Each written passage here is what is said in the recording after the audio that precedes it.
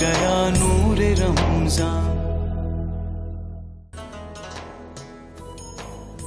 जी अस्सलाम वालेकुम ख़ातीन और हज़रात, आपकी खिदमत में हाजिर हैं नूर रमज़ान की लाइव इफ्तार ट्रांसमिशन के साथ। और जिस तरह इस वक्त पे आप इकट्ठे हो जाते हैं और अपने काम निपटा लेते हैं, उसकी ख़बर भी आप देते हैं, बहुत शुक्रिया आपका। ये प्रोग्राम और ये वक्त किसी तरह भी अगर आपके नफ़े का बायस बनता है और आपको कुछ जानने और मानने का मौका मिलता है तो ये बहुत बड़ी खुशबख्ती है, हम टीवी की भी और नूर रमज़ान की सब टीम की भी। और वो जो सबसे बड़ा क्रेडिट जिन्हें जाता है वो यहाँ मौजूद हैं और हम हमेशा उनका शुक्रिया भी अदा करते हैं, उनकी शफ़क़त का, उनकी मोहब्बत का, और सबसे बढ़ के उस अंडरस्टैंडिंग के लेवल का कि जिस ज़हनी सतह पे उतर के वो एक एक सवाल का जवाब देते हैं और हमारे जहनों को और दिलों को मुनव्वर करते हैं इनके साथ। अल्लामा कौकब नूरानी उकाड़वी साहब हमारे साथ मौजूद हैं। मौलाना साहब अस्सलाम वालेकुम। वालेकुम अस्सलाम व रहमतुल्लाहि व बरकातुहू। मौलाना साहब, आज आपको पता है कि हमारे जो मेहमान हैं बच्चे, वो मशल स्कूल जो इंस्टीट्यूट है वहाँ से आए हैं। ये सब तशरीफ़ फरमाएं। ज़रा अस्सलाम वालेकुम आप कहेंगे तो आवाज़ जाएगी। वालेकुम अस्सलाम व रहमतुल्लाह। तो इससे पहले कि हम सिलसिले को आगे बढ़ाएं, थोड़ा सा मशल स्कूल के बारे में बता दीजिएगा। जी। मशल हमारा यतीम बच्चों का इदारा है और इसमें हम यतीम बच्चों की सरपरस्ती करते हैं, उनकी किफ़ालत करते हैं और हॉस्टल का भी बंदोबस्त है जी। सारे एक्सपेंसेस वहाँ भी बच्चे 24 घंटे रहते हैं, उनकी एजुकेशन, उनका खाना पीना। बच्चे खुद आते हैं या आप उनको मतलब कोई इस बच्चे तलाश किया रेफरेंस के जाता है? थ्रू आते हैं जो बच्चे एडमिशन हैं, और इसके अलावा जिन फैमिलीज़ को पता चलता है कि यहाँ यतीम बच्चों की किफ़ालत की जाती है तो वो फिर यहाँ कागजात जमा करवाते हैं। कभी ऐसा भी हुआ कि मालदार लोग हैं मगर उनके किसी साथी की मतलब चली गई तो वो उसके बच्चे को नहीं रखना चाहते, वो भी छोड़ जाते हैं, ऐसा भी हुआ? नहीं, ऐसा तो आज तक नहीं हुआ, क्योंकि हम सिर्फ उन्हीं बच्चों की किफ़ालत करते हैं जो रियली नीडी हो। अच्छा। आप वेरीफाई कर लेते हैं सारा जी। प्रोसीजर आपका? हमारा प्रोसेस यही है कि हमारे पास जब डॉक्यूमेंट्स आते हैं बच्चों के, उसमें फादर मदर का डेथ सर्टिफिकेट आता है, तो हम उसको पहले वेरीफाई करते हैं कि बच्चा वाकई ज़रूरतमंद है, वो इस का हकदार है या नहीं। बिल्कुल ठीक। चलें, ये अल्लाह। बहुत बहुत शुक्रिया। अज़र बच्चे हाथ हिला के बताएं ताकि सब जो घर बैठे हैं वो देख लें कि आज हमारे मेहमान कौन हैं। जीते रहें, सलामत रहें। और ये एक वेस्ट पॉइंट का माइक्रोवेव ओवन ये आपके साथ जाएगा। और आपका बहुत बहुत शुक्रिया कि आज आपने हमें अफ्तार के लायक समझा कि आज अफ्तार आप हमारे साथ करेंगे।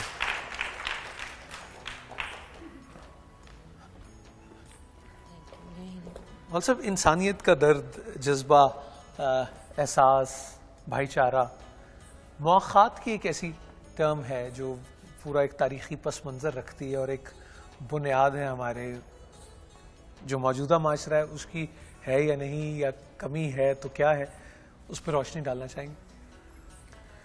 बिस्मिल्लाह वल्हम्दुलिल्लाह वस्सलातु वस्सलामु अला रसूलिल्लाह। इंसानियत किसको कहते हैं? अगर इंसानियत गोश्त का नाम है, पोस्ट स्किन खाल का नाम है, कोई शेप साख्त का नाम है, जानवरों के पास भी है। ठीक। कान, आँख, नाक, ज़बान उनके पास भी है, चौपाए भी हैं, दो पाए भी हैं। उनकी बड़ी खूबसूरत और महंगी स्किन मतलब दुनिया भर में वो हैं। इंसानियत असल में किसी दीन के ताबे होकर, अच्छे अखलाक को अपना कर अपने आप को मिसाल बनाना। ठीक। और ये दीन के ताबे होकर होता है, वैसे नहीं होता। अक़लियात वाले उलझ जाते हैं, वो जो अल्लामा ने कहा ना, अक्ल अय्यार है सौ भेस बना लेती और गुजर जा अक्ल से आगे कि ये नूर चिरागे राह है मंजिल नहीं है। इंसानियत का अगर आप तसव्वुर हज़रत आदम अलैहिस्सलाम से लेकर मेरे प्यारे नबी पाक सल्लल्लाहु अलैहि वालिहि वसल्लम तक देखें तो वो इंसान अव्वल और मेरे नबी इंसान मुकम्मल। ठीक, बेशक। अब इस दौरान इर्तिक़ा होता रहा, لازمی بات ہے وہ ابتدائی دور تھا، انسانوں کا سلسلہ شروع ہوا تھا.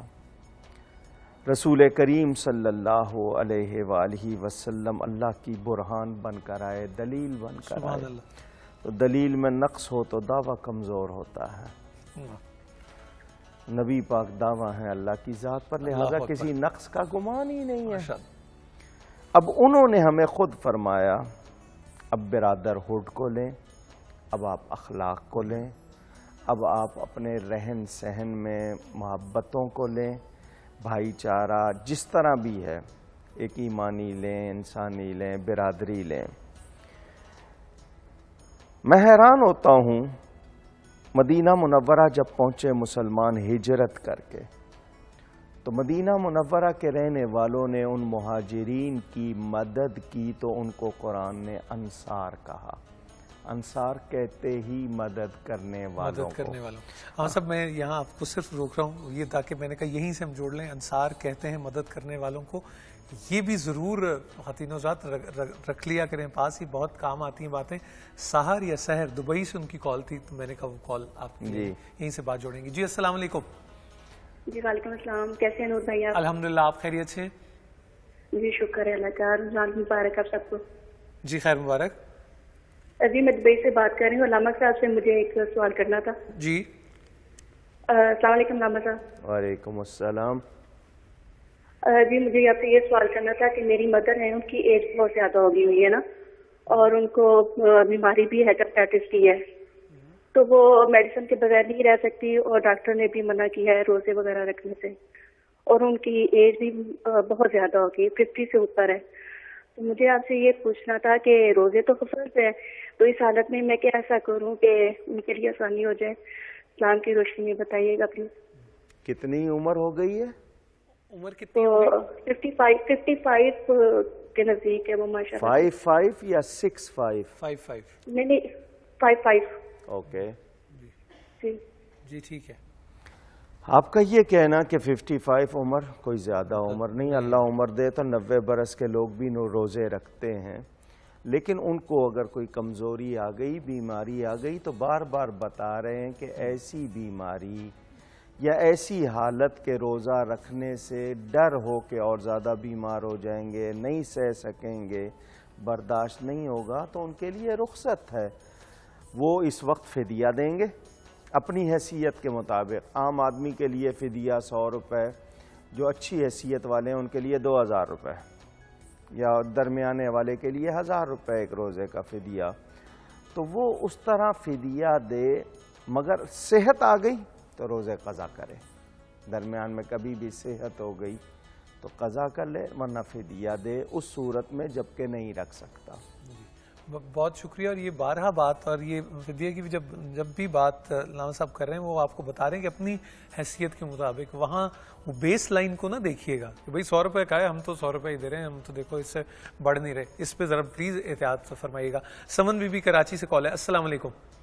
وعلیکم السلام. جی سمن بی بی، کیا حال ہے آپ کے؟ جی شکر الحمدللہ. جی مولانا صاحب کو جی السلام علیکم. وعلیکم السلام. جی میں مولانا صاحب، میں آپ سے بہت عقیدت کرتی ہوں. ماشاءاللہ ماشاءاللہ آپ کے پاس بہت بہت علم ہے. کاش میرے پاس بھی ایسی نالج ہو. بس آپ مجھے دعاؤں میں یاد رکھیں کہ میرے پاس بھی ایسی نالج ہو انشاءاللہ. اور میں آپ سے یہ پوچھنا چاہتی تھی کہ سجدہ سہو جو ہوتا ہے وہ کیسے ہوتا ہے، کس طرح سے کیا جاتا ہے؟ جو سجدہ چھوٹ جاتا ہے، ہم سے رہ جاتا ہے کبھی بھول سے، یا ہم نماز میں کوئی غلطی ہو گئی تو پھر ہمیں کیا کرنا چاہیے؟ اور میرا دوسرا سوال یہ ہے کہ جو جینس کی پینٹ لڑکیاں پہنتی ہیں تو کیا اس کے ساتھ نماز ہو جاتی ہے؟ کیا جینس کی میں پتلون چاہتی جو ہے ہوں کہ نور الحسن صاحب آپ بھی مجھ سے کوئی سوال کر رہے ہیں اور مجھے موبائل چاہیے. اب پہلے تو آپ کہہ رہی تھی آپ نے شاگردی اختیار کرنی ہے مولانا صاحب کی، اب آپ وہ بھی کرنی ہے. جی جی جی مجھے بالکل ان کی شاگرد بننا ہے، اور میں مطلب جاننا چاہتی ہوں کہ کیسے یہ پاسبل ہے نا. مجھے ماشاءاللہ سے ان کی نالج مجھے بہت بہت اچھے لگتے ہیں. میں نروس ہو رہی ہوں نا ان سے بات کر کے. جی ٹھیک ہے جی، آپ سلامت رہیے. آپ کے سوالوں کا جواب لیتے ہیں. بہت شکریہ. جہاں صاحب جی، جہاں تک بات ہے جینز کی، وہ لباس جس میں عورت اپنے جسم کی ساخت کو، شیپ کو نمایاں کرے، یعنی وہ ڈیفرنٹ نظر آئے، اور مردوں کے لیے یا دوسروں کے لیے نظارے کی گنجائش ہو تو اس میں وہ بہتر ہے نماز نہ پڑھے، اور اگر اس میں پڑھ رہی ہے تو اس کو اس طرح ڈھانپ لے کہ وہ بناوٹ نہ یعنی کرے۔ پجامے کے مطابق اگر قمیض لمبی ہے اور وہ کور تو پھر تو وہ صحیح ہے، اوپر چادر ایسی اوڑھے چادر ایسی اوڑھ لی جائے، بالکل ٹھیک۔ تو وہ اپنے آپ کو کر لے۔ یہ عورتوں کی عزت کے لیے اسلام نہیں چاہتا کہ کوئی میلی نگاہ ان کے بالوں کو دیکھے، کوئی ان کے جسم کو، اس کی بناوٹ کو دیکھ کے ہیجان میں یا کسی اس کیفیت میں مبتلا ہو۔ یہ تو ان کی عزت کے لیے رکھا ہے، تو یہ اگر خود کریں گی تو پھر اپنی عزت کہاں سے کروائیں گی؟ تو وہ سوچیں کہ اسلام کے احکام تو عورت کی عزت کے لیے ہیں، اور پھر اسی لیے کہ وہ سامنے آئے تو اس کو لوگ کوئی دیکھیں تو میلی نگاہ سے دیکھیں گے، تو وہ اگر اپنا تحفظ خود نہیں کرے گی تو پھر اس کو کون بچائے گا؟ تو کوشش کرنی چاہیے۔ بہرحال دوسرا ان کا سوال کیا تھا؟ سجدہ سہو کے حوالے سے صاحب جی بھول، یہ اس بارے میں ایک مسئلہ ذہن میں رکھ لیں کہ نماز میں کچھ چیزیں ارکان جس کو ہم کہتے ہیں یونٹ کہہ لیں فرض ہیں، کچھ چیزیں کرنا واجب ہے، کچھ چیزیں سنت ہیں، کچھ مستحبات ہیں۔ واجب چیز چھوٹ جائے بھولے سے تو اس کی جگہ سجدہ سہو کیا جاتا ہے۔ ٹھیک، سہو کے معنی بھول کے ہوتے ہیں۔ واجب چھوٹ جائے، فرض چھوٹے گا تو نماز دہرانی ہوگی، ٹھیک ہے جی۔ واجب چھوٹے گا تو سجدہ سہو، ایک چھوٹا ہے دو چھوٹے ہیں ان کے لیے ایک ہی سجدہ سہو کافی ہوگا، یعنی 2 مرتبہ غلطی ہوگی تب بھی ایک سجدہ کافی۔ لیکن یہ اس نماز میں جس نماز میں یہ خود تنہا ہے، امام کے ساتھ ہے تو ان کی نماز امام کے ساتھ اس کی ذمہ داری ٹھیک ہو گئی جی، کلیئر۔ یہ بات یقیناً آپ تک پہنچ گئی ہوگی، اور اگر کسی وقت چاہیں گے کہ واجب فرض پہ بھی بات اگر تھوڑی سی آپ چاہیں گے تو ہم کر لیں گے۔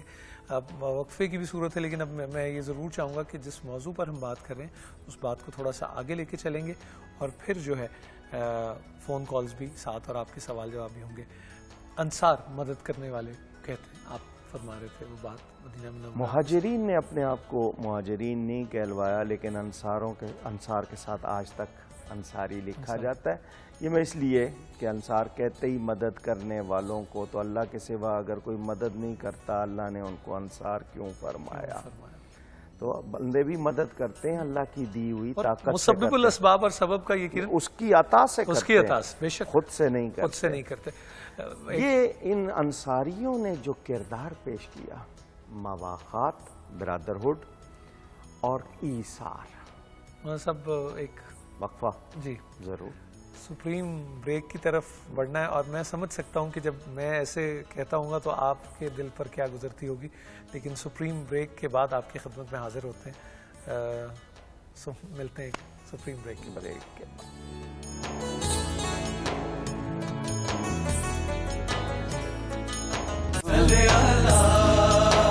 چھا گیا نور رمضان،